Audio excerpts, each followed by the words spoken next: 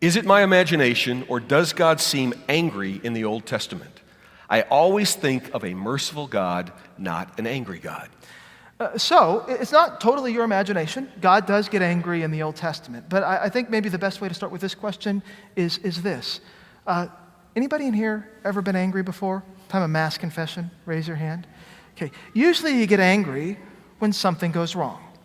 Now imagine this. You're God, you create a heavens and an earth, which is good, and humans twist it by sin. God is going to get angry at that. The question is, where does the anger come from? Does it come from hatred and malice? He just wants to destroy us all? Or does it come from love and grief and compassion? If your kids go astray and they make all sorts of poor choices, you may get angry, but it's not because you hate them.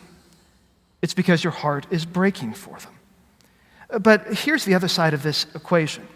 God does get angry, but he doesn't get angry as much as he has mercy.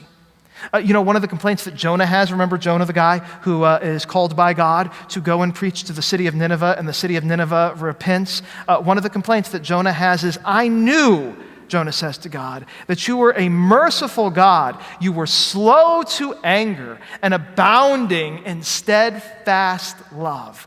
Think about that. That's amazing.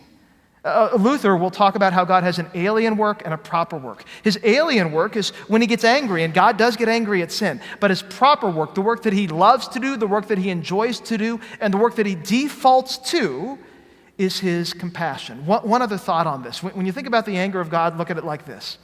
God makes all sorts of warnings to the Israelites around the year 1406 BC, how if they follow God's decrees, they will be blessed. If they reject God's decrees, they're going to be carried off into exile. The Israelites are carried off into exile in 586 BC. Just do a little bit of math. God got angry. It only took just, around 900 years or so. So if you're tempted to get angry, just wait 900 years, get angry, and then you can be like God.